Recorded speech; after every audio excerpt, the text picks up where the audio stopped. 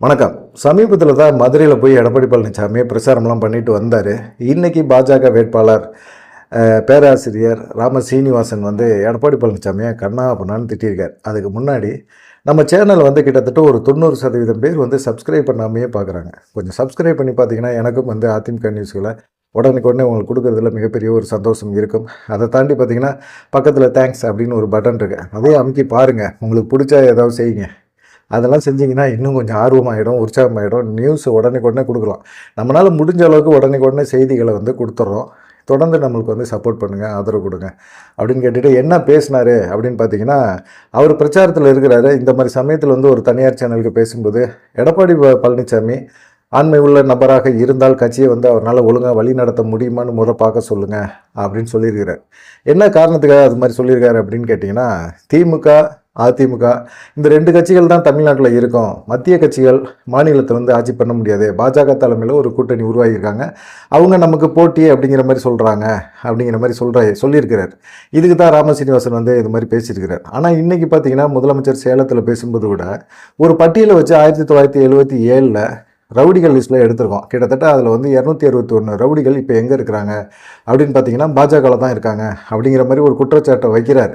அந்த குற்றச்சாட்டு உண்மையாக இருந்தால் இருக்கட்டும், அதை பற்றி ஒன்றும் பிரச்சனை கிடையாது. ஆனால் திமுக முதலமைச்சரே வந்து பார்த்திங்கன்னா அவர் பாஜகவை தான் எதிரியாக நினைக்கிறார். எடப்பாடி பழனிசாமி எதிரியாகவே நினைக்கல.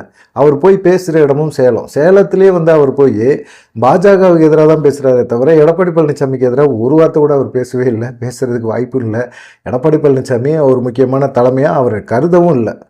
அதான் பாஜக திமுக இவங்களுக்குள்ள தான் மிகப்பெரிய ஒரு போட்டியாக இருக்குது அப்படிங்கிறது கல யதார்த்தமாக தான் அது தெரியுது. இந்த சூழ்நிலையில் ராமசீனிவாசன் என்ன பேசினார் அப்படின்னா, அவர் வந்து ஜெயலலிதா உயிரோடு இருக்கும்போது லேடியா மோடியான்னு கேட்டாங்க. அந்த அளவுக்கு வந்து எடப்பாடி பழனிசாமினால மோடியா எடப்பாடி பழனிசாமியா அப்படின்னு கேட்க முடியுமா அப்படின்னு பார்த்தீங்கன்னா கேட்குறதுக்கு வாய்ப்புகள் இல்லை. அப்படி கேட்டார்னா அடுத்த செகண்ட் அவருக்கான பல பிரச்சனைகள் வரும். ஏன்னா இது வரைக்கும் வந்து அவர் பாஜகவை கடுமையான விமர்சனங்களில் பண்ணவே இல்லை. அதுவும் பிரதமரை பற்றி பேசவும் இல்லை, அமித்ஷாவை பற்றி பேசவும் இல்லை, பேச மாட்டார். அப்படி பேசினார் அப்படின்னா அடுத்த செகண்ட் என்ன நடக்குங்கிறது அவருக்கு நல்லாவே தெரியும். அதனால பாஜக எதிர்ப்பு மனநிலை அப்படிங்கிற மாதிரி மக்களை நம்ப வச்சுட்டு தான் இருப்பாரே தவிர அவர் பாஜகவை எதிர்க்க மாட்டார். அப்படி உண்மையான துணிச்சல் அவருக்கு 2 கோடி தொண்டர்கள் இருக்கிறாங்க அப்படின்னு சொன்னால் இது வரைக்கும் அவங்க வாக்கு சதவீதங்கள்லாம் பார்த்தா 2 கோடியெல்லாம் இல்லை, 1 கோடியை கூட தாண்டலை. அப்படிப்பட்டவங்க வந்து அவங்க பேசுகிறதெல்லாம் பார்த்தீங்கன்னா பொய்யா தான் பேசுகிறாங்க.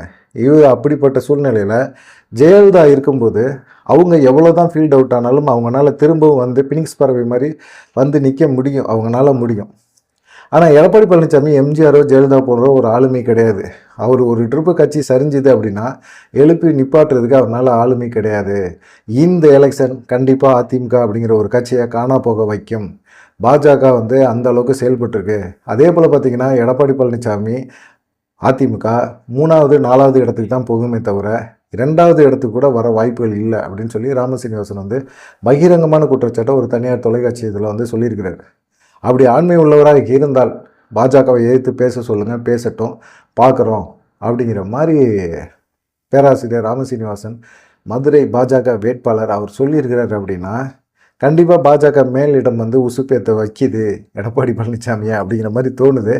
இவ்வளோ பேசின பிறகு எடப்பாடி பழனிசாமி பேசுவார்னு நினைக்கிறீங்களா? கண்டிப்பாக பேச மாட்டார். அவருக்கு தெரியும் நம்ம பேசணும் அப்படின்னோம்னா நம்ம கூட இருக்கிற நபர்களை அவங்க தட்டி தூக்கிடுவாங்க அப்படின்னு சொல்லி. தடா பெரியசாமியை தூக்குன ஒரு விஷயத்த எடப்பாடி ஆதரிக்கிறவங்க பெரிய விஷயமா பேசுகிறாங்க. தடா பெரியசாமி போனனால பாஜகலேருந்து போனனால கிட்டத்தட்ட ஒரு 2 ஓட்டாவது குறையுமா? உள்ள ஒரே ஓட்டா, ஒரு ஓட்டு மட்டும்தான் பாஜகவுக்கு எதிராக உழுவுமே தவிர மற்றபடி பெருசாக தடா பெரியசாமி போனதுனால பெருசாக ஒன்றும் கிடையாது. அதை எடப்பாடி பழனிசாமி வேணால் கொண்டாடிக்கலாம், அவங்க வேணால் அதிமுக வேணால் அந்த அதிமுக வேணால் கொண்டாடிக்கலாமே தவிர பெருசாக ஒன்றும் கிடையாது. இது எல்லாத்துக்கும் தெரியும். தடா பெரியசாமினால ஒன்றும் பிரச்சனை கிடையாது. ஏன்னா ஒரு கட்சியோட நிர்வாகி தனக்கு சீட்டு கொடுக்கல, தன்னை கலந்து ஆலோசிக்கலை, தன்கிட்ட வந்து பெரிய அண்ணாமலை இது போன்ற நபர்கள் வந்து நம்மள்ட்ட வந்து ஆலோசனை பண்ணிவிட்டு வேட்பாளரை நிறுத்திருக்கலாம். நான் கேட்டேன் எனக்கு கொடுக்கல அப்படிங்கிற ஒரு காரணத்துக்காக விலகிறது அப்படிங்கிறது வந்து ஒரு தவறான நிர்வாகம் அப்படிங்கிறது சரியாக புரிஞ்சு போச்சு. தடா பெரியசாமி தவறான ஒரு முடிவு எடுத்திருக்கிறாரு அப்படிங்கிறது புரிஞ்சிருச்சு. அதனால் ஒன்றும் பிரச்சனை இல்லை அப்படிங்கிற மாதிரி சொல்லியிருக்காங்க. இப்போ ராமசீனிவாசன் சொன்ன அந்த விஷயங்கள் தான் இப்போ பரபரப்பாக பேசப்பட்டுட்டு இருக்கு.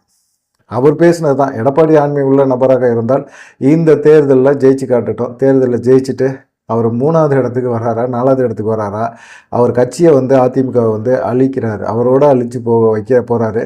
அது வேணால் பொறுத்திருந்து பாருங்கள் அப்படிங்கிற மாதிரி சொல்லியிருக்கிறாரு. பார்க்கலாம் என்ன நடக்கும் அப்படின்னு சொல்லிட்டு. நன்றி, வணக்கம்.